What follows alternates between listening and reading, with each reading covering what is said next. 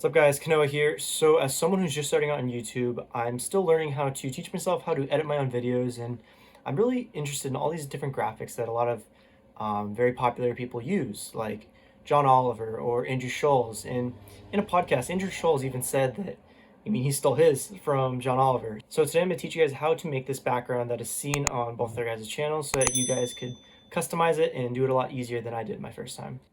Alright, so we're going to start it off with opening up a Fusion composition, and then we drag that into the timeline, clicking on it, and go into Fusion. Now, making things a little easier, I like how it snaps to the grid, and so going here, and then go into Arrange Tools to Grid. It just makes your life a lot easier when you're going through and editing. It makes things organized. So, press Control Space, and I'm going to put a couple, not text 3D, a couple things of text in here, a couple merges, and you see how it automatically goes to the background? We want this to go to the foreground. So we go click on Merge, Control T, and you see how the green and yellow arrows switch. Now from here, I like to attach the background, and just makes things easier for visually. And I'm going to copy this. Make our lives easier.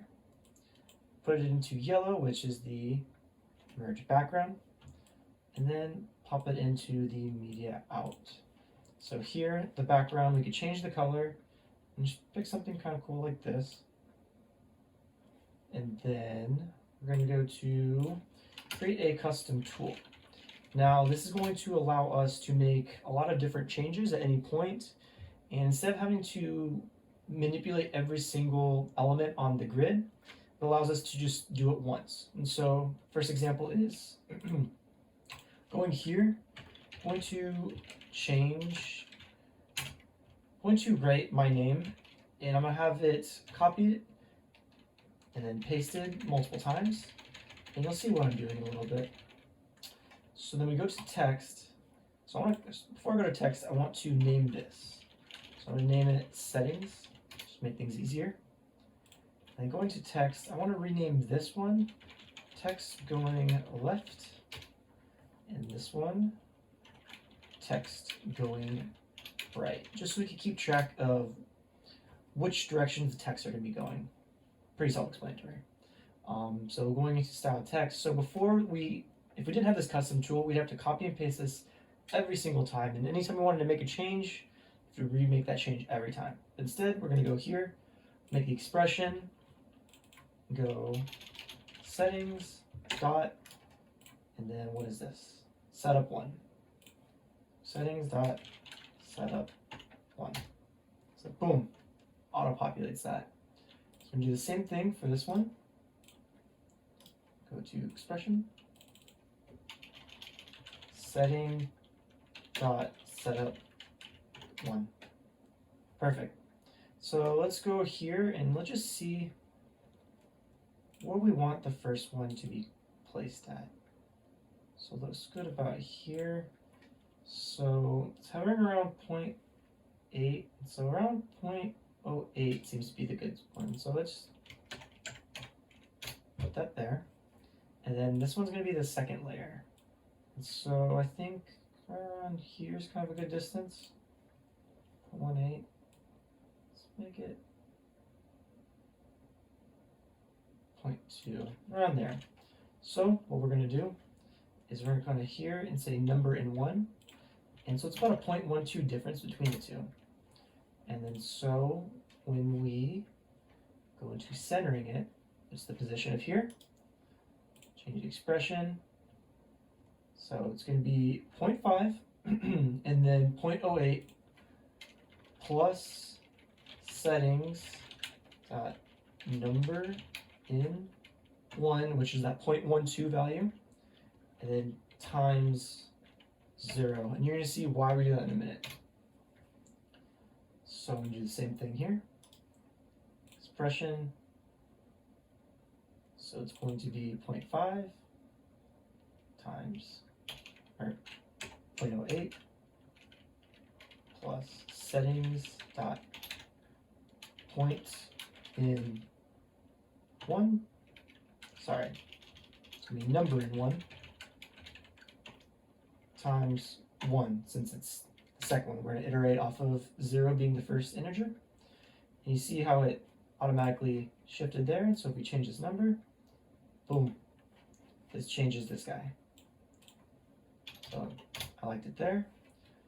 And then the next thing we want to do is we want to animate it. And so we could go through and animate every single one and then copy and paste them, but this is why we have the controller. And so what we want to do is start off with 0 time frame, which is on this timeline here.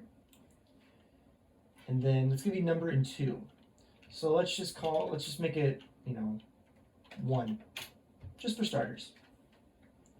So all we're changing is the x direction. So if it's going left, we're going to be minusing 1. And so we're going to go minus settings dot number in 2.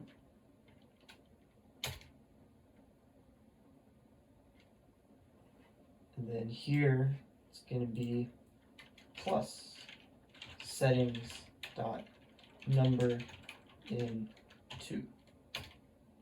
So shift it a little bit, then watch this. So we could animate every single one individually, but instead we're going to go to settings. So starting off on 0, number in 2 is going to be 1, starting at the initial time frame. And at the very end, it's going to be, make it 10. That's a little too far. So then we could dial it back, see how far we need to pull it. So about there is good. And then so, now when we animate it, boom, there we go. Now we want to make this fill up the entire screen. So here, let's unplug that, copy and paste. And let's do this a couple times. And then connect these guys. So if you recall, we multiplied the y component by an integer. So here it should be integer 1. So we're just going to go through here and then just change these integers.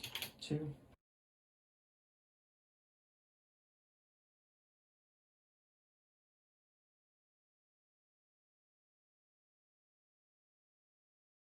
And then now when we press play, we're going to have the entire board moving. And at any point we want to change the spacing in between. Just move it up or move it down. There you have it. So I hope this was helpful. My first time making this graphic, I actually edited every single text box and had to change things by hand, brute force. And so learning this custom tool allowed me to save a lot of time when I try and make graphics. So hopefully you guys enjoyed it.